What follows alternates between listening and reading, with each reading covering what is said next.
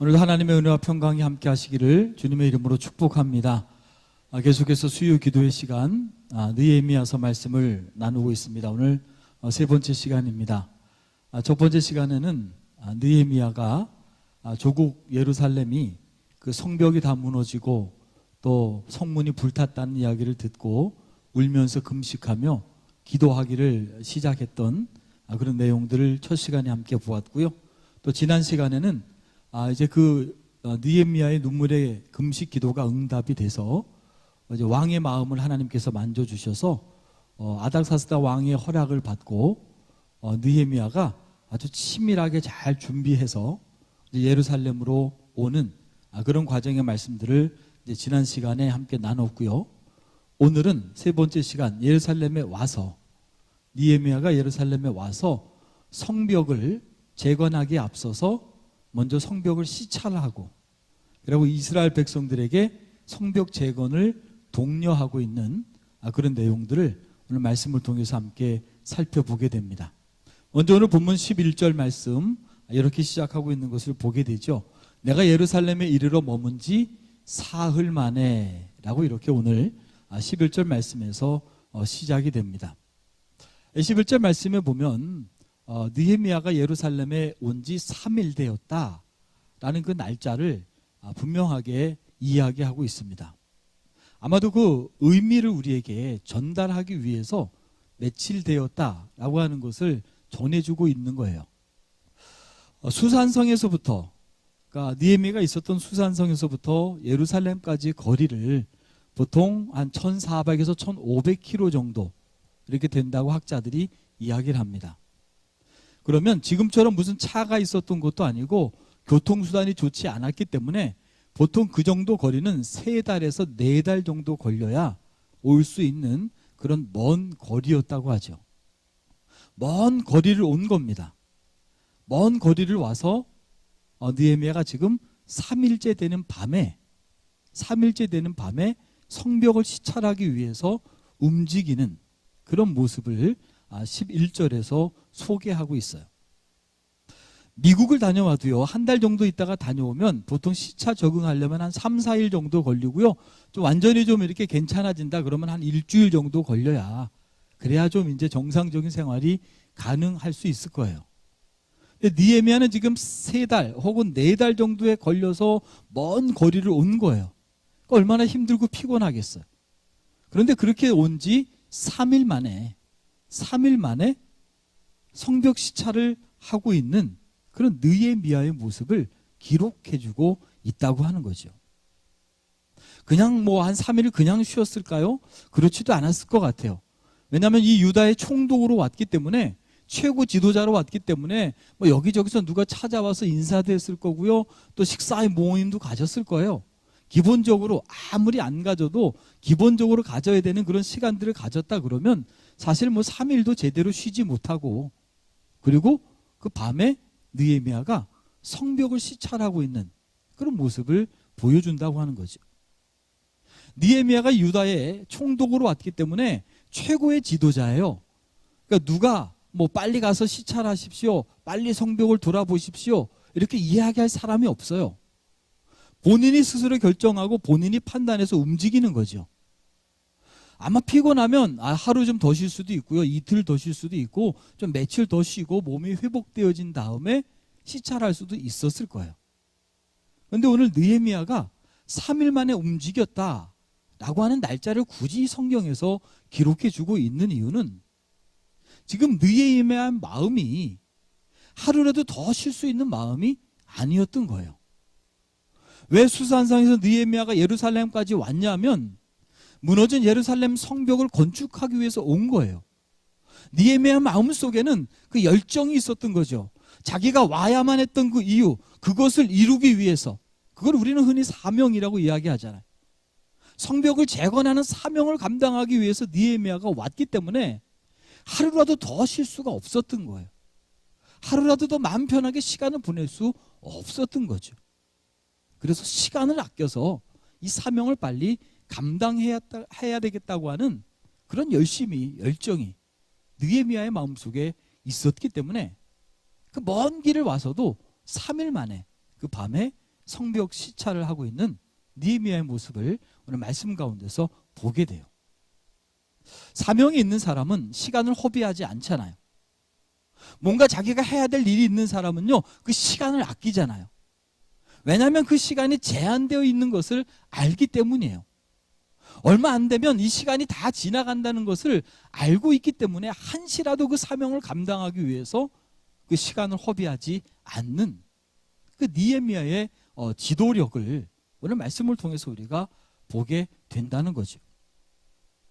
제가 지금까지 이렇게 쭉 지내오면서 저 개인적으로도 시간에 대한 그 좋은 이야기들 많이 들었는데 이 말씀을 준비하면서 제가 두 가지 정도가 생각이 났어요. 첫 번째, 제 마음속에 많이 다가왔던 시간에 대한 금어는 이런 거였어요.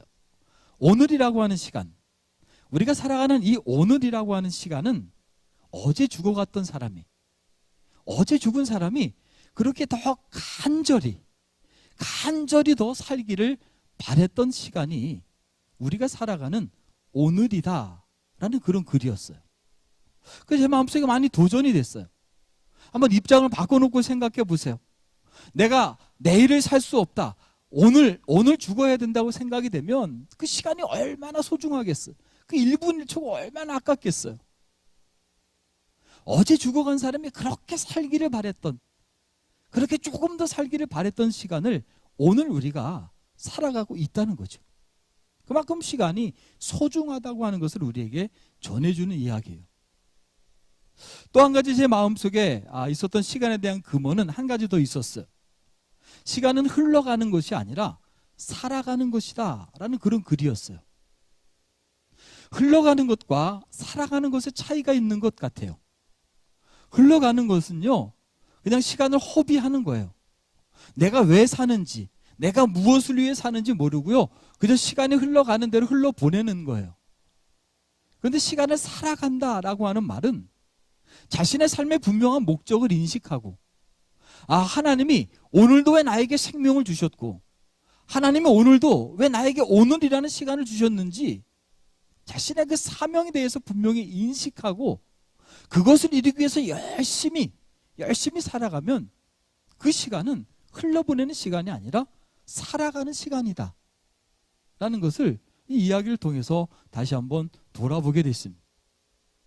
오늘 저와 여러분들의 삶이 오늘이라고 하는 이 시간, 그저 어제 지났기 때문에 오늘이 왔고 오늘 지나면 또 내일이 온다고 하는 일반적으로 물리적으로 흘러가는 그런 시간이 아니라 오늘이라고 하는 이 시간, 하나님께서 나에게 하나님의 사명을 감당하기 위해서 허락하신 소중한 그 귀중한 시간의 가치가 있음을 우리가 기억하고 시간을 흘러보내는 자들이 아니라 시간을 살아가는 자들, 그런 귀한 믿음의 삶이 저와 여러분들의 삶이 되어야 될 줄로 믿습니다.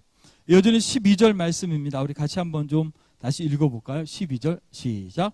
내 하나님께서 예루살렘을 위해 무엇을 할 것인지 내 마음에 주신 것을 내가 아무에게도 말하지 아니하고 밤에 일어나 몇몇 사람과 함께 나갈새 내가 탄 짐승 외에는 다른 짐승이 없더라. 아멘. 지금 이 12절 고백에서 보면 느헤미야가 성벽 건축의 그 마음이 하나님이 자신에게 주신 마음이다 라고 이렇게 고백하고 있어요.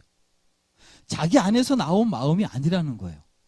아니, 자기 안에서 마음이 나왔겠죠. 그러나 그 자기 안에서 마음이 나오기까지는 하나님이 먼저 그 마음을 주셨기 때문에 자기가 그 마음에 반응을 하고 있다라는 그런 고백인 거예요. 그러니까 성벽을 건축하는 이 사명이 자기가 하고 싶어서 하는 게 아니라는 거예요. 내가 하고 싶어서 하는 게 아니라 하나님께서 그렇게 하라고 자기에게 마음을 주셨기 때문에 자기는 그 마음을 가지고 그 일들을 감당하고 있다라는 그런 사역의 자세를 느헤미야의 고백을 통해서 보게 된다고 하는 거죠. 이게 세상 사람이 하는 일과 주의 일이 좀 다른 부분이 여기 있는 것 같아요. 세상의 사람들은요, 자기가 하고 싶은 일을 하잖아요. 내가 하고 싶은 일을 해요. 하기 싫어요? 그러면 죽어도 안 해요. 그게 어찌 보면 세상 사람들의 일이에요. 근데 주님의 일은 그렇지 않잖아요. 물론 내가 하고 싶어서 하면은 제일 좋지만 때로는 내가 하고 싶지 않은 마음이 들 때도 있어요. 그러나 그럼에도 불구하고 하나님이 그것을 하라고 명령하시고 하라고 말씀하시고 할 수밖에 없도록 하나님께서 그렇게 만들어 가시면 내가 하기 싫어도, 하고 싶지 않아도 해야 되는 것이 세상의 일과 주의 일이 좀 다른 그런 차이점인 것을 보게 돼요. 우리가 주의 이 사역들을 감당할 때 우리에게 있어야 될 그런 마음이다라는 그런 생각을 갖게 됐어요. 교회에서도 보면 대부분 사역하면 자기가 하고 싶은 일을 하잖아요. 내가 하고 싶은 일을 해요. 그러다 보면 어렵고 힘들고 손이 많이 가고 굳은 일들은 잘 안 하려고 하잖아요. 그러나 교회 일이 꼭 그렇게 쉬운 일만 있는 게 아니잖아요. 여러 가지가 다 있기 때문에 누군가는 감당해야 될 그런 몫이 교회 여러 가지 일들인 거예요. 그런 상황 가운데 내가 놓여졌을 때 우리가 어떻게 결정하고 어떤 사역을 해야 되는가? 오늘 느헤미야가 그 기준을 우리에게 보여주잖아요. 내가 하고 싶은 일을 하는 게 아니라 내가 해야 될 일을 하는 거죠. 내가 가고 싶은 길을 가는 게 아니라 내가 가야 될 길, 그 길을 걸어가는 것이, 그 일을 행하는 것이 사역자들의 바른 사역의 모습인 것을 오늘 느헤미야를 통해서 우리가 다시 한번 돌아보게 됩니다. 교회 안에서 우리가 어떤 일들을 감당할 때 그냥 내가 하고 싶은 일만 하고 하기 싫은 일은 안 하고 하는 그런 사역의 자세가 아니라 때로는 내가 하고 싶지 않은 마음이 있다 할지라도 하나님께서 그 일을 행하려고 하는, 그 일을 나에게 맡겨주셨다고 하는 그런 확신을 가지고 때로는 내가 원하지 않는 일이랄지라도 해야 될 일이라고 한다면 그 일들을 기꺼이 기쁨으로 감당하며 나아가는 그런 참된 사역자들의 삶, 그것이 오늘 우리의 삶이 되어야 될 줄로 믿습니다. 이어지는 13절 말씀입니다. 우리 한 절 더 같이 함께 합독하도록 하겠습니다. 13절입니다. 시작. 그 밤에 골짜기 문으로 나가서 용정으로 분문에 이르는 동안에 보니 예루살렘 성벽이 다 무너졌고 성문은 불탔더라. 아멘. 밤에 느헤미야가 골짜기 문으로 나가서 이제 분문에까지 이르게 되는 거예요. 그러니까 밤에 자맹을 하는 거예요. 깜깜할 때 성벽을 시찰하러 나간 거죠. 다음 지도 좀 잠깐 보여주시겠어요? 네. 좀 작아서 잘 안 보일지 모르겠는데 저 중간에 화살표 표시가 있는 데가 골짜기 문이에요. 가운데 뭉툭한데 그 골짜기 문에서 나와서 아래쪽으로 쭉 내려가면 맨 밑에 분문이 있죠. 분문. 이 분문이라는 곳은 뭐 쓰레기가 나가거나 어떤 짐승의 노폐물들이 나가는 그런 문이 분문이에요. 그러니까 골짜기 문에서 나와서 아래로 쓱 밑에 분문까지 이르는 거죠. 그러면서 그 사이에 성벽이 무너진 것을 보고 성문이 불탄 것을 느헤미야가 보게 되는 거예요. 이때가 밤이었어요. 밤이었는데 밤에 자맹을 하는데 성벽이 무너진 게 보인 거예요. 성문이 불탄 게 보인 거예요. 그러면 낮에는 어땠을까요? 낮에는 훨씬 더 잘 보였겠죠. 아마 낮에는 저 멀리서도 보였을 거예요. 성벽이 무너져 있는 것, 성문이 불타 있는 것을 밤에도 그렇게 확실하게 보이는데 낮에는 얼마나 잘 보였겠어요. 이스라엘 백성들이 다 본 거예요. 오가면서 멀리서도 다 성벽이 무너져 있고 성문이 불타 있는 그 상황을 이스라엘 백성들이 다 보았던 거죠. 이 성벽이 언제 무너졌어요? BC 586년 예루살렘 성이 함락되어질 때 무너진 거예요. 지금 느헤미야가 왔을 때가 언제예요? BC 444년경이에요. 얼마나 흘렀어요? 142년이 흘렀어요. 성벽이 무너진 채로 140년이 흐른 거예요. 느헤미야가만 본 게 아니죠. 거기를 드나들고 그 근처에 살았던 그 모든 이스라엘 백성들이 아마 140년 동안 지나다니면서 봤으면 다 봤을 거예요. 무너져 있었어요. 불타 있었어요. 그런데 그 누구도, 그 어떤 한 사람도 무너진 성벽을 다시 쌓으려고 하지 않았어요. 무너진 성문을 다시 고치려고 아무도 시도하지 않았던 거예요. 느헤미야가 주님이 주신 마음을 가지고 지금 예루살렘에 와서 그 무너진 성벽, 그 불타버린 성문을 지금 다시 재건하려고 하는 거죠. 그 오랜 시간 동안 무너진 채로 방치가 돼 있었던 거예요. 성벽이 무너진 채로 방치되어져 있었고요. 성문이 불탄 채로 그 100여 년이 넘게 그대로 방치되어져 있었던 거죠. 저는 이 말씀을 묵상하면서 저에겐 그런 은혜가 있었어요. 오늘 나의 삶 가운데, 오늘 우리의 믿음 가운데도 이렇게 무너져 있는 것들이 오랜 동안 방치되어지고 있지 않은가? 나의 예배의 제단이, 나의 기도의 제단이, 나의 찬양의 제단이, 나의 봉사와 헌신의 제단이 어느 순간 무너진 채로 그대로 계속해서 지금까지 방치되어지고 있지 않은가 하는 그런 나의 모습을 이 말씀 가운데서 다시 한번 돌아보게 되더라고요. 처음 하나님 앞에 예배 드릴 때, 찬양 드릴 때마다 내 마음속에 흘러나왔던 그 기쁨들, 그 감사들, 누가 말리도 말리지 못하게 하나님 앞에 나의 마음을 다 드러냈고 했던 그렇게 찬양했던 찬양의 제단들이 지금 과연 내가 어떻게 하나님 앞에 찬양으로 반응하며 나아가고 있는가? 하나님 앞에 간절한 마음 가지고 기도하며 하나님의 응답을 사모하고 하나님께서 역사하실 일들을 기대하며 간절하게 밤새 부르짖으며 기도했던 그 기도의 열정들이 시간이 지나면 혹 무너진 성벽처럼 기도의 제단들이 무너져서 지금까지도 내 안에 무너진 채로 방치되어지고 있지 않은가? 하나님의 은혜를 받았을 때 하나님 은혜가 너무 감사해서 하나님 내 몸밖에 드릴 게 없습니다라고 내 몸 다해서 헌신하겠다고 헌신의 길을 나서고 봉사의 길을 나섰었는데 시간이 지나면서 힘든 일은 안 하려고 하고 어려운 일은 피하려고 하고 점점 내 안에 헌신의 제단과 봉사의 제단들이 무너진 대로 방치되어지고 있지 않은가 하는 모습들을 오늘 말씀을 통해서 다시 한번 돌아보게 됐습니다. 오늘 저와 여러분들의 마음 가운데 우리의 삶과 믿음 가운데 무너진 예배의 제단이 있다면, 무너진 기도의 제단이 있다면, 무너진 헌신과 봉사의 제단이 있다면 그 무너진 제단을 다시 세우게 하시는, 그 무너진 제단을 다시 수축하게 하시는 하나님의 귀한 은혜가 함께 하시기를 바랍니다. 이어지는 14절부터 16절까지 말씀해 보면 느헤미야가 그렇게 분문까지 나와서 오른쪽으로 샘문으로 돌았다가 다시 돌아서 골짜기 문으로 들어가게 돼요. 들어간 다음에 16절 말씀을 보게 되면 방백들에게, 제사장들에게 또 귀족들에게 알리질 않았어요. 아무도 모르는 거예요. 그러니까 잠행을 한 거죠.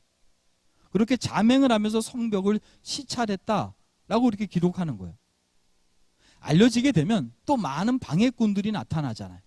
알리지 않아도 방해하는데 그게 소문이 나면 또 많은 다른 사람들이 방해를 하게 될 것이니까 느헤미야가 지혜롭게 밤에 잠행을 하죠. 그리고 이어지는 17절 말씀에 보게 되어지면 이렇게 기록해요. 우리 같이 한번 좀 읽어볼까요? 시작. 후에 그들에게 이르기를 우리가 당한 공경은 너희도 보고 있는 바라. 예루살렘이 황폐하고 성문이 불탔으니 자 예루살렘 성을 건축하여 다시는 수치를 당하지 말자라고 말해요.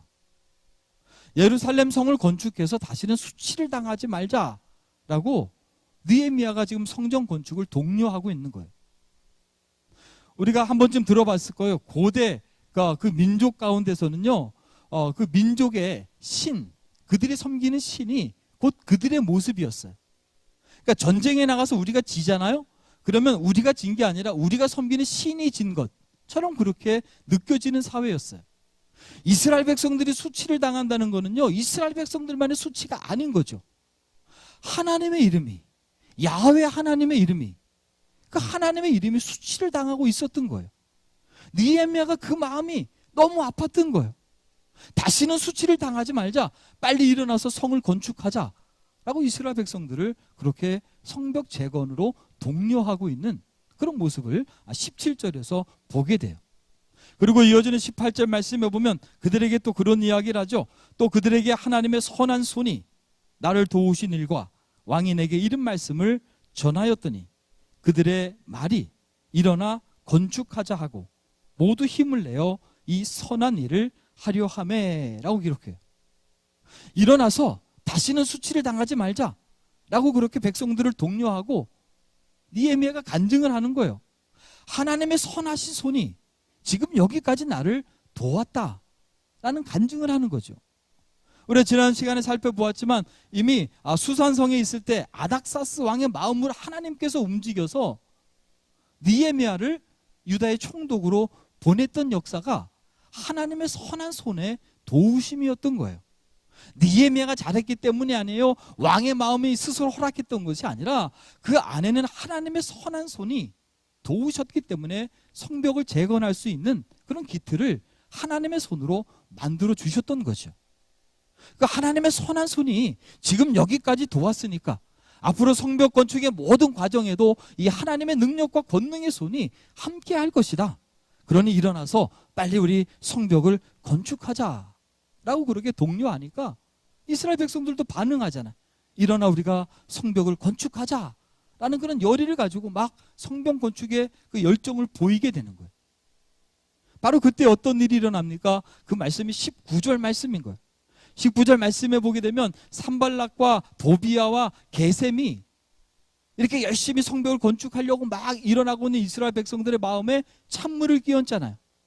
야, 너희들 왕에게 배반하려고 그러지. 성벽을 튼튼하게 져놓고 아닥사스 왕을 배반하려고 그러는 거 아니냐? 라고 모함을 하잖아요. 그러자 그 모함을 듣고 20절 마지막 말씀에 보게 되면 느헤미야가 이렇게 고백하고 있는 것을 보게 돼요. 우리 한번 같이 읽어볼까요? 20절 시작. 내가 그들에게 대답하여 이르되 하늘의 하나님이 우리를 형통하게 하시리니 그의 종들인 우리가 일어나 건축하려니와 오직 너희에게는 예루살렘에서 아무 기업도 없고 권리도 없고 기억되는 바도 없다 하였느니라. 아멘. 느헤미야가 뭐라고 이야기합니까?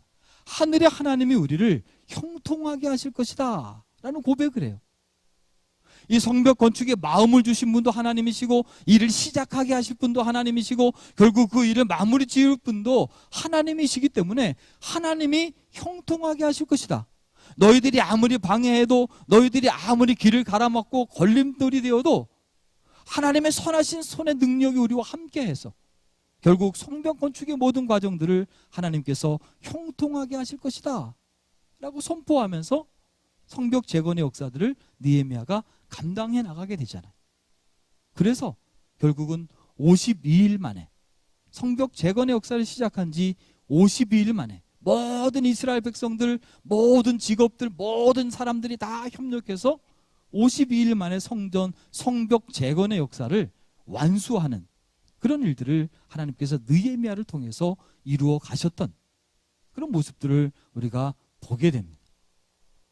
저는 이런 느헤미야의 모습을 보면서 마지막으로 한 가지 더 받았던 은혜는 느헤미야가 성벽 재건의 사명을 받았을 뿐만 아니라 결국 느헤미야는 그 성벽 재건의 사명을 완수했던, 많은 방해가 있었고 많은 걸림돌이 있었음에도 불구하고 굴하지 아니하고 하나님의 형통하심을 믿고 자기에게 맡겨주신 성벽 재건의 사명을 완수하는 그런 느헤미야의 모습을 말씀 가운데서 보게 됩니다. 1982년 뉴욕 마라톤 대회가 있었습니다.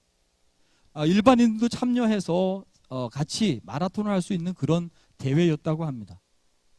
린다 다운이라고 하는 25살의 뉴욕 대학교의 여자 청년, 신체 장애자였던 청년이 그 마라톤 대회에 참여했습니다.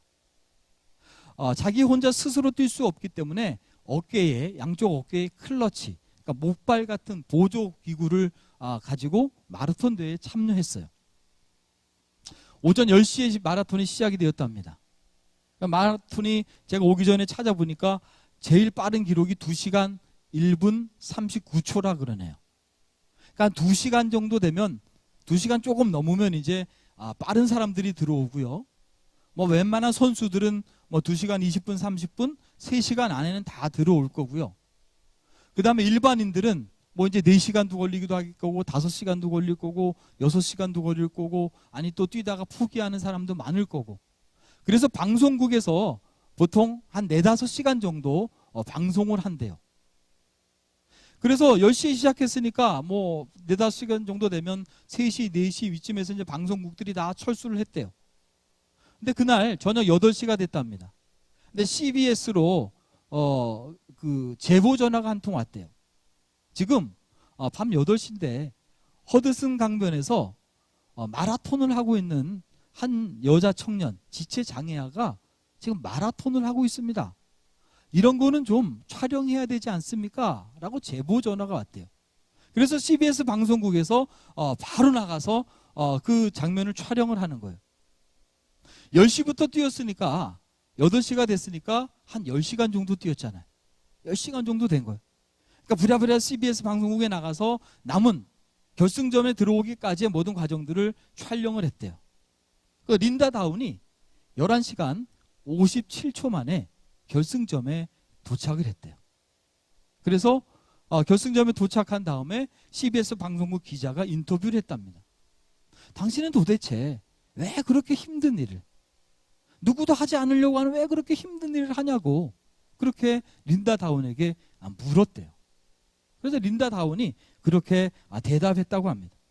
나 같은 장애인도 그 목표에 도전할 수 있는 용기를 나누고 싶었습니다 라고 이야기했고, 자기의 목표는 완주하는 것이었습니다.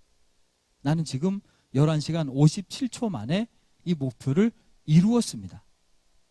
나에게 강한 의지를 주신 하나님께 감사하고, 또 어깨에 클러치를 띄고 그렇게 끝까지 완주할 수 있도록 좋은 강한 어깨를 주신 하나님 앞에 감사합니다 라는 것이 그 당시 방송에 생방송으로 다 나갔답니다. 그러자 그 장면을 보고 많은 사람들이 도전을 받게 되었대요. 저는 이 이야기를 통해서 어떤 일을 시작하는 것 중요합니다. 내가 어떤 사명이 있고 내가 어떤 사명을 감당해야 되느냐라고 아는 것 중요합니다. 그러나 그것보다 더 중요한 것은 자기가 맡은 그 사명을 끝까지 이루어내는 것, 하나님이 나에게 주신 그 사명을 내가 끝까지 완수해내는 것, 그게 더 중요한 일이라고 하는 것을 이 린다 다운의 이야기를 통해서, 또 느헤미야의 이야기를 통해서 다시 한번 돌아보게 됩니다. 오늘 저와 여러분들에게 하나님이 맡겨주신 사명, 아직 그 사명을 찾기 위해서 기도하는 분도 있을지 몰라요. 아니 이미 나에게 주신 사명을 알고 그 사명을 이루어가고 있는 사람도 있을지 모릅니다. 그 과정에서 조그만 장애물이 있을 수 있고 또 커다란 어려움이 있을 수 있습니다. 그러나 그럼에도 불구하고 느헤미야를 기억하며 이 린다 다운을 생각하며 끝까지 자기의 사명을 완수하고 끝까지 자기의 사명을 이루었던 그들의 믿음의 모습들을 다시 한번 기억하면서 나에게 맡겨주신 사명, 그 사명을 우리도 끝까지 이루어가는, 끝까지 완수하며 나아가는, 그래서 하나님 앞에 잘했다, 착하고 충성된 종이라고 칭찬받고 하나님 앞에 기쁨이 될 수 있는 귀한 믿음의 삶을 살아가게 하시는 하나님의 은혜가 함께 하시기를 주님의 이름으로 축원을 드립니다.